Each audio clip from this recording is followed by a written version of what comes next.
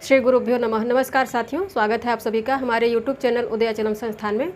साथियों, आइए अब हम लोग व्याकरण प्रवेशिका के अंतर्गत उसका प्राकथन पहले अध्ययन कर लेते हैं। प्राकथन का अध्ययन कर लेते हैं, इस पे जो प्रश्न बन रहे हैं उसका अध्ययन कर लेते हैं। उसके पश्चात फिर संज्ञा प्रकरण पे आ जाएंगे जो इस व्याकरण प्रवेशिका में दिया गया है। तो इसके अंतर्गत संज्ञा प्रकरण और अच संधि हल संधि सबका अच संधि हल संधि विसर्ग संधि पूरी का अध्ययन करेंगे। उसके पश्चात उन पे जितने भी संभावित प्रश्न हमने बना रखे हैं उन संभावित प्रश्नों का अध्ययन करेंगे। इसके पश्चात आगे बढ़ेंगे। तो संज्ञा यहाँ व्याकरण प्रवेशिका में जो ज़्यादा पॉइंट चीज़ें करके ध्यान देने लायक हैं उनमें ये है कि अष्टाध्यायी, इसके पहले का सारा हम क्वेश्चन आंसर में हमने सारा मैटर क्वेश्चन आंसर में दे दिया है। अब ये इतना ज़रूरी है कि जिसको यहाँ पे लिख कर भी बताना आवश्यक है। बाकी जो पॉइंट लायक था, फैक्चुअल था, उसको हम क्वेश्चन आंसर के रूप में आप लोगों को दे रहे हैं। अभी इस फाइल के पश्चात दे देंगे, लेकिन यहाँ पे ये चीज़ें लिख कर समझानी आवश्यक थी, इसलिए इनका अध्ययन कर लेते हैं। तो यहाँ पे बाबूराम सक्सेना ने पहले अष्टाध्यायी की चर्चा की है। जो हम लोगों को जानना जरूरी है, अष्टाध्यायी संबंधी जो भी इन्होंने यहाँ पे सूचना दी है प्राकथन में, उसको पढ़ लेते हैं। तो यहाँ पे उन्होंने अष्टाध्यायी दिया है। अष्टाध्यायी के रचयिता पाणिनि हैं। अब यहाँ पे दे रहे हैं कि 500 ईसा पूर्व से 400 ईसा पूर्व इनका काल है, इनका समय काल है। और यह वासुदेव शरण अग्रवाल के मतानुसार इन्होंने कहा है कि वासुदेव शरण अग्रवाल मानते हैं कि महर्षि पाणिनि का समय 500 ईसा पूर्व से 400 ईसा पूर्व था। अब यहाँ पे उसके पश्चात ग्रंथ के संबंध में सूचना दे रहे हैं कि लगभग 4000 सूत्रों में संक्षिप्त रूप में विस्तृत भाषा का सुसंयत व दृढ़ व्याकरण लिखा। किन्होंने? महर्षि पाणिनि ने। अब इसमें इसकी क्या विशेषता है? तो यह वैज्ञानिक विवेचना व अनुपम शैली, इसकी इस ग्रंथ में व्याकरण की का वैज्ञानिक विवेचन व्याकरण की वैज्ञानिक विवेचना की गई है और इसकी शैली अत्यंत ही अनुपम है। अनुपम क्यों है? क्योंकि बहुत सारे जो विस्तृत क्षेत्र था भाषा के संबंध में, उसको सूत्र शैली में और बहुत ही कम शब्दों या 4000 सूत्रों में ही समेट दिया। यही इनकी सबसे बड़ी खासियत थी या विशेषता थी, क्योंकि इतना ज़्यादा विस्तृत था। यहाँ पे भाषाएं बहुत सारी हैं, लेकिन यहाँ पे मूल भाषा या मातृभाषा के या मदर लैंग्वेज जिसको कहेंगे, मदर लैंग्वेज, क्योंकि संस्कृत से ही बाकी सारी भाषाओं का जन्म हुआ माना जाता है अपने यहाँ। द्रविड़ भाषाओं को छोड़कर द्रविड़ भाषाएं भी मूलतः संस्कृत से काफ़ी मिलती हैं। जैसे तमिल है, तेलुगु है, तो उनका भी मूल जो उच्चारण देखिए वो संस्कृत से ही मिला जुला है, संस्कृत से एकदम मिलता जुलता है। एकदम लगता है देखने के से कि एकदम विशुद्ध संस्कृत है। तो इसलिए संस्कृत भाषा को भाषाओं की, भारत में जितनी भी भाषाएं हो सभी की जननी कहा जाता है, माता। तो इन्हें मदर लैंग्वेज कहा जाता है। संस्कृत भाषा को मदर लैंग्वेज कहा जाता है। तो उस मदर लैंग्वेज के विस्तृत शरीर को, विस्तृत उसके काया को, विस्तृत भाषा रूपी उसके शरीर को 4000 सूत्रों में समेटने का जो काम किया, उसको अनुशासनबद्ध करने का काम किया। संक्षेप में लगभग 4000 सूत्रों में, यही इनकी सबसे बड़ी विशेषता थी पाणिनि की। इसीलिए यह अतुलनीय है। इसीलिए कह रहे हैं कि यह अतुलनीय है। क्यों? क्योंकि इतने विस्तृत भाषा के कलेवर को उन्होंने 4000 सूत्रों में बांध दिया, उसको अनुशासित कर दिया। यह बहुत ही अभूतपूर्व कार्य है। ऐसा अब पहले न किसी ने किया था इनके पहले, और यहाँ पे भविष्य काल में भी अब कोई ऐसा न कर पाएगा। जैसा इन्होंने जितने वैज्ञानिक और एकदम संयत, एकदम एग्जैक्ट जैसे नियम बना दिए हैं भाषा के यहाँ सूत्रों के माध्यम से, वैसी चीज़, वैसा ग्रंथ का अब मिलना दुर्लभ है, अब नहीं मिलेगा। अब क्यों नहीं मिलेगा? क्योंकि पाणिनि एक तो तपस्वी थे, तपस्वी ब्राह्मण थे। तपस्या के जरिए इन्होंने यह सब अर्जित किया था, यह ज्ञान अर्जित किया था, और पूरी तपस्या को अपने इस ग्रंथ के रूप में उन्होंने फलित कर दिया, निचोड़ दिया। यानी जनमानस के लिए ऐसे ही सज्जन कहा जाता है कि बिना आग्रह के जैसे मेघ पानी बरसाता है, वैसे ही बिना आग्रह के अपनी बौद्धिक जिज्ञासा, इन्हें क्या मिला? इनकी अपनी बौद्धिक जिज्ञासा थी। अपनी बौद्धिक जिज्ञासा के कारण इन्होंने लोगों को या भारत की संतति को, भारत माता की संतति को यह अनुपम अष्टाध्यायी के रूप में इस अनुपम ग्रंथ को प्रदान किया है बिना मांगे ही। तो इसलिए ये सज्जन है, तपस्वी थे, सज्जन थे, इसीलिए लोक के अब इनकी अपनी बौद्धिक जिज्ञासा थी, लेकिन उससे कल्याण हुआ मानव जाति का। उसकी भाषा यहाँ पे सुसंगठित हो गई, संयत हो गई, अनुशासित हो गई। तो वैज्ञानिक विवेचना व अनुपम शैली के कारण यह अतुलनीय है। पूरे भाषा के कलेवर को 4000 सूत्रों में समेटने के कारण यह अतुलनीय है।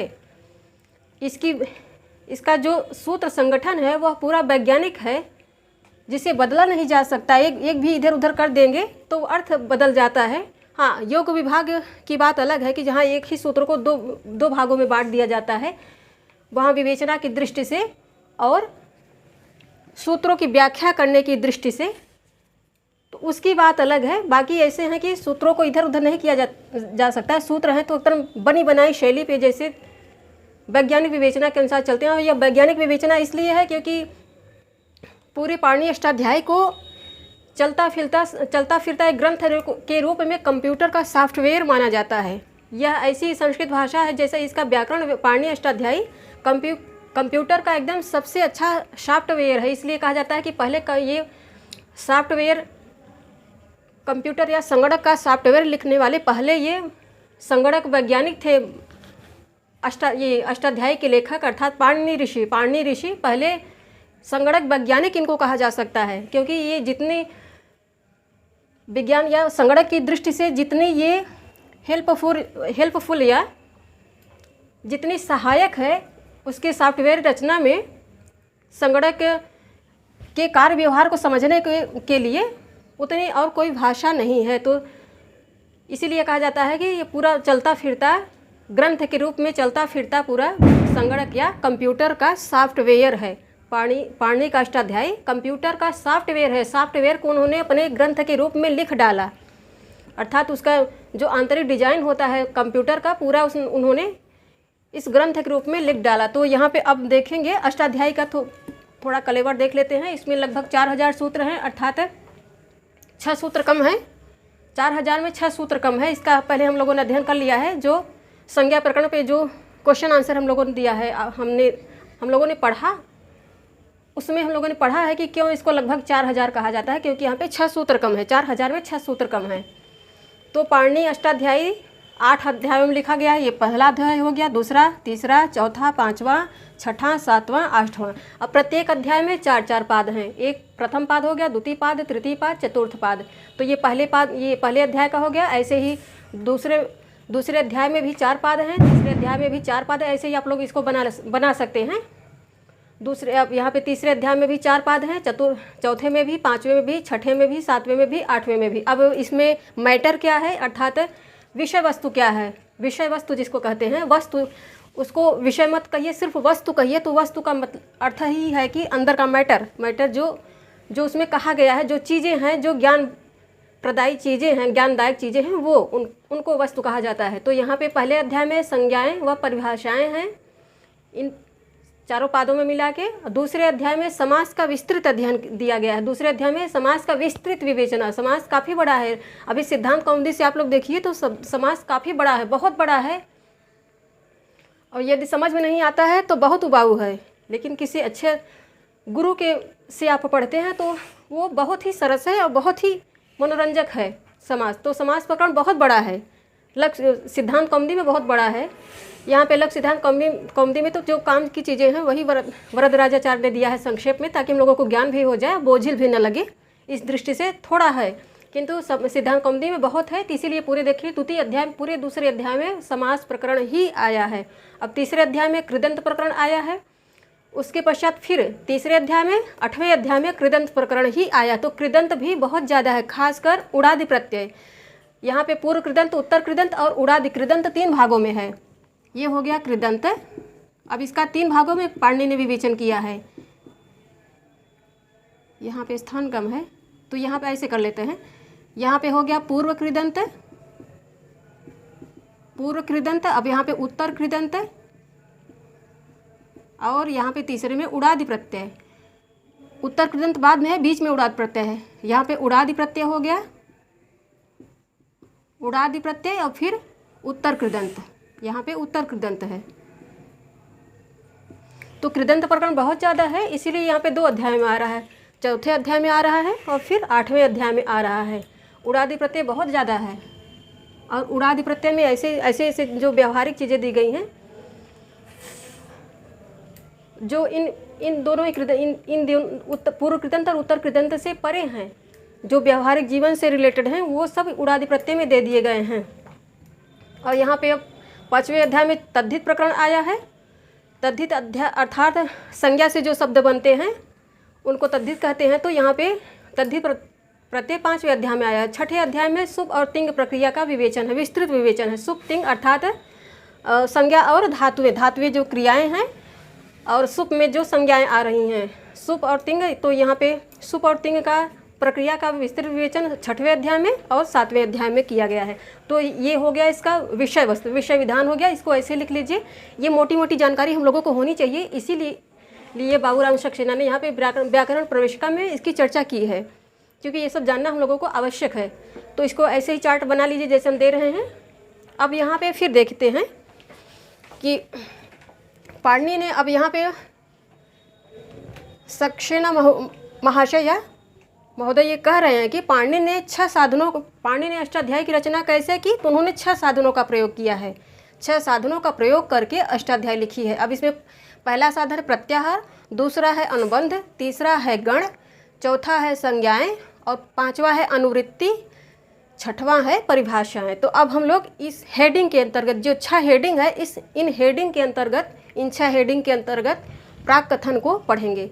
ये हो गया हेडिंग। अब इस हेडिंग में तो पहली हेडिंग हो जाएगी प्रत्याहार, दूसरी हो जाएगी अनुबंध। तो अब इसको पढ़ लेते हैं। इतना पढ़ लिया, इसको ऐसे ही जैसे हम दे रहे हैं ऐसे ही चार्ट में बनाइए। अब इस हेडिंग का अध्ययन करेंगे कि इस हेडिंग में क्या क्या कितना मैटर आ रहा है, इस हेडिंग में क्या क्या बता रहे हैं, इस हेडिंग में क्या बता रहे हैं। सभी हेडिंग का विस्तार से अध्ययन कर लेते हैं, क्योंकि आगे हम लोगों को पढ़ाने की, आगे हम लोगों को चीज़ें बताने का इनका तरीका है। तो प्राकथन से परिचित हो जाएंगे अच्छे से, तभी आगे की चीज़ें समझ में आएगी। इसीलिए प्राकथन को ठीक से पढ़ना आवश्यक है। तो अब आगे देख लेते हैं।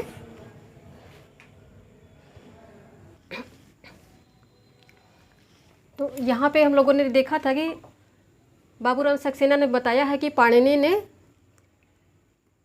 6 चीज़ों का सहारा लेकर, 6 ऐसी वस्तुएं हैं जिनका सहारा लेकर उन्होंने पाणिनि अष्टाध्यायी की रचना की है। तो उनमें पहली हेडिंग 6 शीर्षक कह सकते हैं उसको, कुछ 6 शीर्षक का सहारा लेके उन्होंने पूरी अष्टाध्यायी को लिखा है। तो उनमें पहला शीर्षक है प्रत्याहार। प्रत्याहार के अंतर्गत आएंगे माहेश्वर सूत्र। तो माहेश्वर सूत्र, इस पे हम लोगों ने क्वेश्चन आंसर भी पढ़ लिया है संभावित, और इसका अध्ययन संज्ञा लघु सिद्धांत कौमुदी की संज्ञा प्रकरण के अंतर्गत कर लिया है। किंतु इस व्याकरण प्रवेशिका के आधार पर भी इसका अध्ययन आवश्यक है। इसलिए यहाँ पे 6 हेडिंग को जिन शीर्षक के अंतर्गत इन्होंने बताया है कि पाणिनि ने अष्टाध्यायी की रचना की है, उनके अंतर्गत सभी को पढ़ना है, चाहे ये रिपीट ही हो रहे हैं, अर्थात रिपीट ही हो क्यों ना हो रहे हो, पढ़ना है। तो यहाँ पे माहेश्वर सूत्रों को वाचन कर लेंगे। आ इ ऊड़ रिलिक ए ओंग ऐ औच हैवरट लण ञमंगड़नम झभञ घढ़दश जबगढ़दश खफ छठत चटतव कपय श श सर हल। ये हो गया माहेश्वर सूत्र। अब ये बता रहे हैं कि यहाँ प्रवेशिका में बता रहे हैं कि इनमें जो यहाँ पे पहले सूत्र में अड़ा आ रहा है, हलन यहाँ पे हल वर्ण है, क्योंकि ये स्वर से रहित है। यहाँ पे कह रहे हैं कि इनमें अंतिम जो हल वर्ण आ रहे हैं और स्वर से रहित हैं, जो स्वर से रहित होगा वही हल कहा जाएगा। तो अंतिम में जो स्वर से रहित अर्थात हल वर्ण आ रहे हैं, यहाँ पे इसमें अंगा आ रहा है, इनमें च आ रहा है, यहाँ ट आ रहा है, यहाँ अड़ा आ रहा है, वहाँ म आ रहा है, यहाँ इ श और यहाँ पे वकार आ रहा है, यहाँ पे यकार, यहाँ पे रेफ, यहाँ पे लकार। तो इनकी इस सूत्र से हलंत्यम, इस सूत्र से इत संज्ञा हो जाएगी। तो हलंत्यम सूत्र क्या कहता है? अंत्यन, यहाँ पे ये कह रहा है कि हलंत्यम सूत्र कहता है कि उपदेश अवस्था में विद्यमान अंत्यवर्ण, उपदेश अवस्था में विद्यमान अंतिम हल वर्ण इत संज्ञक हो, उसकी इत संज्ञा हो। अब यहाँ पे उपदेश, यहाँ पे इसकी जो वृत्ति आती है, कहते हैं कि उपदेशेन्त्यम हलित स्यात् उपदेश आद्योच्चारणम सूत्रेषु अदृष्टम पदम सूत्रांतरात् अनुवर्तनीयम सर्वत्र। इसकी वृत्ति, इस सूत्र के नीचे जो वृत्ति आती है, उपदेशन्त्यम हलित स्यात् उपदेशाद्योच्चारण सूत्रेषु अदृष्टम पदम सूत्रांतरात् अनुवर्तनीयम सर्वत्र। यहाँ पे वृत्ति है, तो उस वृत्ति का अर्थ है कि उपदेश अवस्था में विद्यमान अंतिम हल वर्ण इत संज्ञक है। उपदेश अवस्था में विद्यमान, उपदेश अवस्था में विद्यमान, तो उपदेश अवस्था में ये उपदेश है। उपदेश किसको कहते हैं? आद्यों के उच्चारण को उपदेश कहते हैं, अर्थात पाणिनि, कात्यायन, पतंजल के द्वारा उनके मुखारविंद से जो जो भी चीज़ें पहले निकली, पहले जिनका उन्होंने उच्चारण किया, वो सब उपदेश हैं। तो यहाँ पे ये माहेश्वर सूत्र है, ये पाणिनि ऋषि के मुख से निकला था। भगवान शिव के डमरू से निकलने के पश्चात इसे पाणिनि ऋषि ने बोला था सर्वप्रथम, इसलिए ये उपदेश है। तो ये पहली शर्त हो गई कि उपदेशन्त्यम हलित स्यात् उपदेश आद्योच्चारणम, अर्थात आद्यों के उच्चारण को उपदेश कहते हैं, और उपदेश अवस्था में विद्यमान अंतिम हल वर्ण की इत संज्ञा हो। अब उसके पश्चात सूत्रेषु अदृष्टम पदम सूत्रांतरात् अनुवर्तनीयम सर्वतो, कह रहे हैं सूत्रों में जो अदृष्ट पद हैं, अर्थात वृत्ति में जो पद नहीं भी आए हैं, वो सूत्रों के अर्थ को पूरा करने के लिए आगे या पीछे से उनको ले लेना चाहिए। तो ये इसका पूरा अर्थ हो गया, हम लोगों ने पढ़ लिया। इसको विस्तार से हम लोगों ने संज्ञा प्रकरण में पढ़ा है। आप लोगों को और अधिक अच्छे से देखना हो तो उस वाली फाइल को देख लीजिएगा। तो इस सूत्र से यहाँ पे इस ड़कार की, इस ककार की, यहाँ पे जितने भी हल वर्ण आ रहे हैं, इनकी इस सूत्र से इत संज्ञा हो जाएगी, अर्थात इनको इत कहा जाएगा। इसको लिख के देख ले रहे हैं। यहाँ पे ड़ है, यहाँ पे ड़कार आ रहा है, यहाँ पे ककार आ रहा है, यहाँ पे उंगकार आ रहा है, तो इनको क्या कहेंगे? इनको इत कहेंगे। और इनका ही दूसरा नाम अनुबंध भी है। इन्हें अनुबंध भी कहते हैं, इन्हें इत भी कहते हैं। इनका नाम इत है, अनुबंध भी है, इत भी है। जहाँ भी आए कि अनुबंधों का लोप करना चाहिए या इत का लोप करना चाहिए, तो तस्य लोप से अदर्शनम लोप से इनकी पहले लोप संज्ञा होती है, फिर तस्य लोप से इनका लोप हो जाता है, इनको हटा दिया जाता है। तो ये सूत्र हो गया कि इनको इत कहा जाता है। और इस पे प्रश्न भी बन जाएंगे आराम से कि इनमें जो, अब ऐसे सूत्र दे देगा, क्वेश्चन में पूछ लेगा कि इनमें जो ड़कार है उसमें हल वर्ण लगा है, तो उस हल वर्ण को क्या कहेंगे, उस हल सहित उस ड़कार को क्या कहेंगे, तो उसको इत कहेंगे। परीक्षा ऑप्शन में दिया रहेगा इत कहेंगे या अनुबंध कहेंगे। यदि दोनों ही आता है तो ये दोनों ही ऑप्शन सही हो जाएगा। आप इत को भी लगा सकते हैं, अनुबंध को भी लगा सकते हैं। यदि ऐसे विवादित प्रश्न पहले पूछेगा नहीं, पूछेगा तो एक साथ ही पूछेगा। यदि दोनों ही पूछता है तो आप इसको भी लगाते हैं तब भी क्वेश्चन सही माना जाएगा, इसको लगाते हैं तब भी क्वेश्चन सही माना जाएगा। तो ये इन पे पहला ही प्रश्न बन जाएगा। तो इनको इत कहेंगे, इनको या तो इनको इत कहिए या इनको अनुबंध कहिए, ये सब इत हैं, यहाँ पे इत हैं, इनका नाम इत है।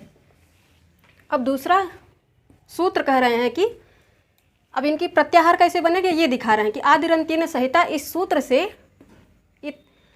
जो अंतिम यहाँ पे इत संज्ञक वर्ण है उसको लेकर और आदि वर्ण को लेकर प्रत्याहार बन जाएगा। तो ये इत संज्ञा विधायक सूत्र है, ये इत संज्ञा विधायक सूत्र है, और ये प्रत्याहार संज्ञा विधायक सूत्र है। प्रत्याहार पहले संज्ञा करता है, उसको संज्ञा देता है, विधान नहीं करता, संज्ञा देता है, एप्लीकेशन नहीं कराता है, उसको नाम देता है। ये दोनों ही सूत्र यहाँ पे संज्ञा सूत्र हैं। तो आदिरंत्येन सहिता कहता है कि अंत्यनेता सहित आदिर्मध्यगानां स्वस्य च संज्ञा स्यात्, यथा अड़ इति अ इ ऊणि एषां वर्णनाम प्रत्येक, यथा अड़ इति, वहाँ पे उदाहरण दिए हैं। यथा अड़ इति वो दूसरी वृत्ति है। तो अंत्यनेता सहित आदिर्मध्यगानां स्वस्य च संज्ञा स्यात्, यथा अड़ इति। इसी प्रकार सूत्रों का उदाहरण देखिए, जैसे अड़, तो यहाँ पे ये कह रहा है सूत्र की अंत्यनेता सहित आदिर्मध्यगानां, तो यहाँ पे जो अंत्य संज्ञक वर्ण से युक्त अंत्य, यहाँ पे अड़ का उदाहरण इन्होंने दिया है। तो कहेंगे ये सूत्र कहता है कि अंत्य संज्ञक वर्ण से युक्त ये जो स्वर है, ये आदि का, मध्य का, आदि अर्थात आदि में तो यहाँ पे आकार है। अब इसके अंतर्गत कितने वर्ण आ रहे हैं ये भी लिख दे रहे हैं। आ हो गया, ई हो गया, उ हो गया। तो ये सूत्र ये अंत्यनेता सहित कहता है कि ये अंत्य संज्ञक वर्ण से युक्त आदि वर्ण, तो आदि वर्ण यहाँ पे ई आकार हो गया। मध्य वर्ण, तो मध्य में ये दोनों हो गए आदि वर्ण, मध्य वर्ण और अपनी भी आदि वर्ण ये हो गया, मध्य वर्ण ये दोनों हो गए, और अपनी भी संज्ञा का बोधक होगा। तो यहाँ पे अड़ कहने का अर्थ है कि इसमें आ ई उ आएंगे। अब यहाँ पे अच कहने का अर्थ है कि इसमें आ ई इस संज्ञा को गायब कर देंगे। यहाँ पे इसके आदर्शनम से इसका लोप हो गया और तस्य लोप से इसका ये हट गया। आदर्शनम से पहले इसको नाम मिला और फिर लोप का नाम मिला, फिर इसका तस्य लोप से लोप हो गया। 3 सूत्र बहुत ज़रूरी है, ये हलंत्यम, आदर्शनम लोप, तस्य लोप, क्योंकि इन उसके पश्चात आदिरंत्येन संहिता आता है। तो ये 4 सूत्र, जब तक ये 3 सूत्र नहीं याद रहेंगे तब तक प्रत्याहार सिद्ध नहीं हो सकता है, क्योंकि ये फिर ये प्रत्याहार की संज्ञा करता है। तो यहाँ पे कह रहे हैं कि अब आ ई हो जाएगा, ऊ हो जाएगा, यहाँ पे री हो जाएगा, यहाँ पे री आ जाएगा, ए ओ आए आओ, ये हो गया, सारे स्वर आ गए अच में। अब ये अच यहाँ पे ये कह रहे हैं कि आदिरंत्येन सहित, अंत्यनेता सहित आदिर मध्यगानाम स्वस्य से संज्ञा सत, अंत्य संज्ञक वर्ण जो यहाँ पे लास्ट में ये चकार विद्यमान है, तो अंत्य संज्ञक वर्ण से युक्त ये आदि वर्ण अब यहाँ पे मध्य पूरे समुदाय का और अपनी भी संज्ञा का बोधक होगा। यहाँ पे अपनी भी संज्ञा का ये बोधक होगा। तो यहाँ पे अच कहने से यहाँ पे पूरे समुदाय, पूरा यहाँ पे स्वर आ गया, वर्णमाला का पूरा स्वर यहाँ पे आ गया। तो यहाँ पे ये अच कहने से ये आदि वर्ण, मध्य वर्ण और अपनी भी संज्ञा का बोधक होता है। जब इसको लोप करेंगे तो ये लोप हो जाएगा। तो यहाँ पे अच कहने से ये पूरे वर्ण यहाँ पे आ जाएंगे। अपनी, आदि वर्ण, मध्य वर्ण और अपनी भी संज्ञा का बोधक होगा अच। ये हो गया पहली हेडिंग हो गई। अब इस पे दूसरा इसमें शीर्षक है अनुबंध। अब अनुबंधों के अंतर्गत व्याकरण प्रविष्का में क्या क्या कहा गया है इसको देखेंगे